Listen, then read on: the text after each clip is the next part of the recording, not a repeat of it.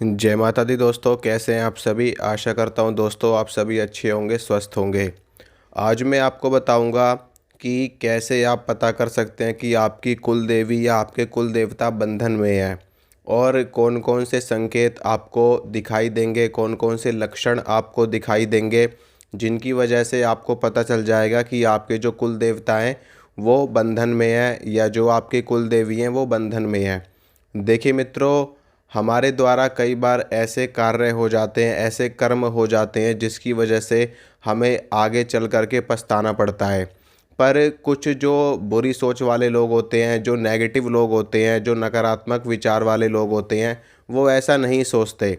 उनको सिर्फ़ अपने आज की परवाह रहती है कि हमें आज अपना वर्तमान अच्छा करना है, भविष्य की चिंता वो लोग नहीं करते और इसी वजह से वो लोग कुकृत्य कर बैठते हैं। पैसे के लालच में, किसी और वस्तु के लालच में, किसी न किसी चीज़ की लालच में, शक्ति की लालच में वो ऐसा कर्म कर बैठते हैं जिसके बाद उनको भविष्य में पछताना पड़ता है।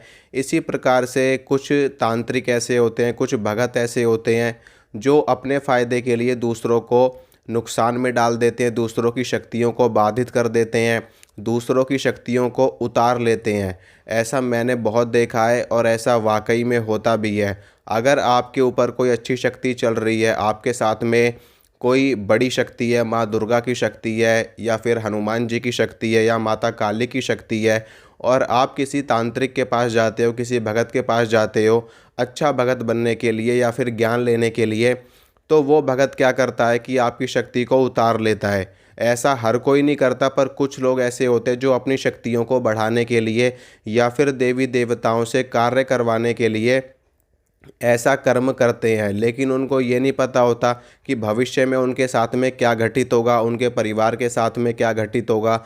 वो भविष्य की चिंता नहीं करते। तो इसमें होता क्या है कि देवी देवता बंधन में कब कब पड़ते हैं। देखिए, कई बार ऐसा होता है कि कुछ राह चलते साधु संत महात्मा हमको नज़र आ जाते हैं या फिर वो हमारे घर में प्रवेश कर जाते हैं। कुछ तांत्रिकों को हम अपने घर बुला लेते हैं अपना भला करवाने के लिए, कुछ भगतों को हम अपने घर बुलाते हैं भला करवाने के लिए। तो होता क्या है कि जब वो भगत, जब वो ओझा सोखा तांत्रिक आपके घर में बैठता है और कपूर के ऊपर लौंग का जोड़ा रख कर के देवी देवताओं का आवाहन करता है, अपनी शक्तियों का आवाहन करता है, आपके नाम, पिता का नाम, गोत्र इत्यादि से आपकी जानकारी हासिल करता है, तो उसके समक्ष सर्वप्रथम आपके कुल देवता आकर के खड़े होते हैं। कुल देवता, कुल देवी आकर के खड़ी होती हैं, आपके घर के पितृ आकर के खड़े होते हैं। तो होता क्या है कि वहीं पर बंदे की नीयत का पता चलता है कि वो व्यक्ति, अगर उसको लगता है कि आपके घर के जो कुल देवता हैं या जो कुल देवी हैं वो उनके काम की हैं या फिर काफ़ी शक्तिशाली शक्ति है आपके घर की कुल देवता की, कुल देवी की या फिर आपके घर के पितृ की, तो वो करते क्या है कि उन शक्तियों को रिझा करके, उनको भोग प्रसाद का लालच दे करके या उनको मोह करके या फिर अगर उसके पास में कोई बड़ी शक्ति है उसको आगे खड़ा करके वो उनको बांध करके अपने साथ में लेकर के चले जाते हैं, उनकी शक्ति को क्षीण करके अपने साथ में लेकर के चले जाते हैं। क्योंकि शाबर मंत्रों में इतनी शक्ति होती है कि किसी भी देवी या किसी भी देवता को आदेश दे करके, दुहाई दे करके और आन लगा करके उनसे अपना कार्य करवाया जाता है। अब आप इसको एक प्रकार का बंधन कह लो या इसको एक प्रकार की दुहाई कह लो या फिर आप कुछ भी कह लो, कहने का अर्थ अलग अलग हो सकता है, लेकिन देवी देवता दुहाइयों में, आन में आकर के कार्य करते हैं। मान लीजिए आप किसी शक्ति को माता काली की दुहाई दोगे या माता काली की आन लगाओगे या गुरु गोरखनाथ जी की आन लगाओगे या फिर वीरों की आन लगाओगे, भगवान शंकर की आन लगाओगे, त्रिदेव की आन अगर आप लगा देते हो किसी भी शक्ति के आगे, तो उस शक्ति को विवश होकर के वो कार्य करना ही पड़ता है। इसी प्रकार से जब ओझा आपके घर में बैठता है तो वो यही कार्य करते हैं, आपके घर की जो पावरफुल शक्ति होती है उसको खींच करके अपने साथ में लेकर के चले जाते हैं और वहीं से आपका बुरा समय आना शुरू हो जाता है। वो आपको इस बात की जानकारी बिल्कुल भी नहीं देंगे कि उन्होंने क्या किया है। वास्तव में वो आपको यही बोलेंगे कि आपके घर के ऊपर किसी ने चौकी भेज दी है, किसी ने आपके घर के ऊपर तंत्र भेज दिया है, किसी ने आपके घर के ऊपर कोई मसानी विद्या भेज दी है या कोई मारण का तंत्र कर दिया या कुछ कर दिया है।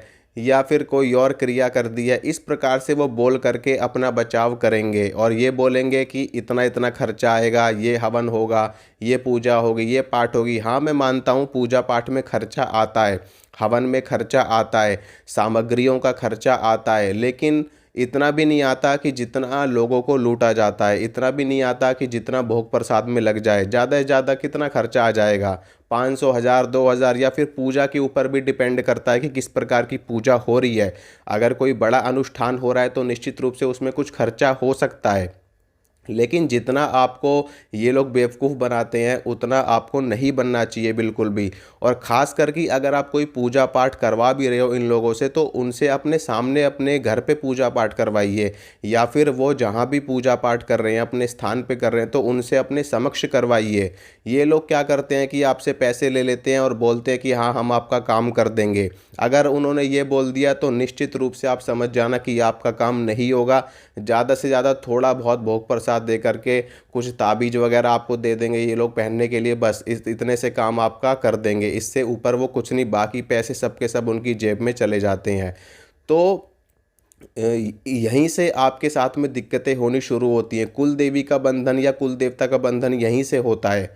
इसके अलावा और भी कुछ मुख्य कारण होते हैं कि जैसे कि मान लीजिए आपके कुल देवता की या कुल देवी का कोई भोग प्रसाद जाता है महीने में या 6 महीने में या साल में, वो आपने देना छोड़ दिया, तो भी कुल देवता कुल देवी रुष्ट हो जाते हैं और वो अपना मार्गदर्शन देना बंद कर देते हैं। उस कुल में बढ़ोतरी करना, उन्नति करना बंद कर देते हैं। या फिर आपसे कोई कुकृत्य हो जाए, आपसे कोई पाप हो जाए, आपसे कोई गलती हो जाए उनके समक्ष, या फिर उनकी कोई मान्यता आपने बोल रखी है, कोई मन्नत बोल रखी है, वो आपने नहीं करी, या फिर आपके घर में जो नए बच्चे होते हैं उनका मुंडन संस्कार उनके स्थान पर होता है, आपने उनके स्थान पर ना करवा के किसी और के स्थान पे करवा दिया, तो भी कुल देवता कुल देवी रुष्ट हो जाते हैं। और वो इसी प्रकार से कार्य करते हैं जैसे कि किसी ने बंधन उनका कर लिया हो। ठीक है, अगर रुष्ट होंगे तो भी इसी प्रकार से कार्य करते हैं, और बंधन कोई कर ले जाए तो वो भी इसी प्रकार से कार्य करते हैं। तो आपको मार्गदर्शन मिलना बंद हो जाएगा। और सबसे इतने इतने चीज़ें मैं आपको बताता हूँ कि आपको पता कैसे चलेगा। सामान्य व्यक्तियों को ऐसा नहीं पता चल पाता, और जब तक उनको पता चलता है तब तक काफ़ी देर हो जाती है। सबसे बड़ा लक्षण इसमें प्रकट होता है कि आपके घर की वंश वृद्धि पे बहुत ज़्यादा असर इस चीज़ का पड़ता है। आपके घर की जो वंश वृद्धि है वो रुक जाती है। दूसरा, आपके परिवार में कलह कलेश हमेशा बना रहेगा। तीसरा, आपके घर की बरकत बंद हो जाएगी, आपके घर की उन्नति बंद हो जाएगी। जो भी आप काम करोगे उस काम में आपको सफलता नहीं मिलेगी। आपके घर के जो भी चीज़ है, खास करके पुरुषों के अंदर समस्याएं आनी शुरू हो जाएंगी। वंश वृद्धि को लेकर के उनमें समस्याएं आनी शुरू हो जाएंगी, उनकी तबीयत खराब होनी शुरू हो जाएगी।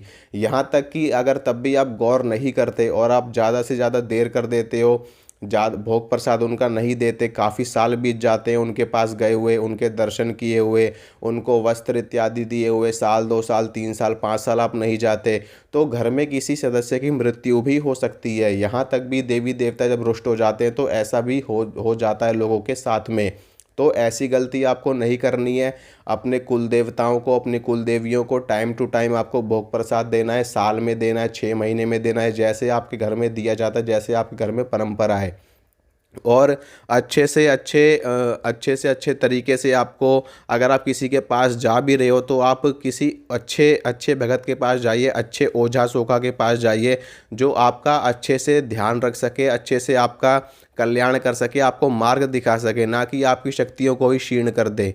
तो इन चीज़ों का भी ध्यान रखना आपको ज़रूरी है। और मैं आपको बता रहा हूँ, अगर आपके कुल देवता या आपकी कुल देवी शक्तिशाली हैं, आप टाइम टू टाइम उनको भोग दे रहे हो, उनको वस्त्र इत्यादि दे रहे हो, उनके जो भी श्रृंगार का सामान उन पे चढ़ता है वो आप दे रहे हो, उनको कढ़ाई आप दे रहे हो टाइम टू टाइम, तो वो इतने ज़्यादा बलिष्ठ हो जाएंगे कि सामने वाला व्यक्ति कितने भी आन लगा दे, कितनी भी दुहाई लगा दे, वो आपका अनिष्ट करेंगे ही नहीं और ना ही उसके बंधन में पड़ेंगे। जब हमारे देवता कमज़ोर होते हैं तो ही वो किसी के बंधन में पड़ते हैं, अन्यथा नहीं पड़ते। तो इन चीज़ों का अगर आप ध्यान रखेंगे तो आपका बहुत ज़्यादा कल्याण होगा।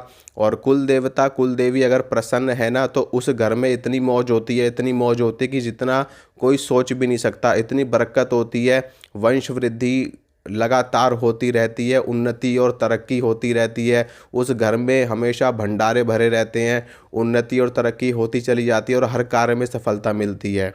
तो इन चीज़ों को आप ध्यान रखिए। माता रानी आप सभी का कल्याण करें। मिलूंगा आप सभी से अगली वीडियो में। जय माता रानी की।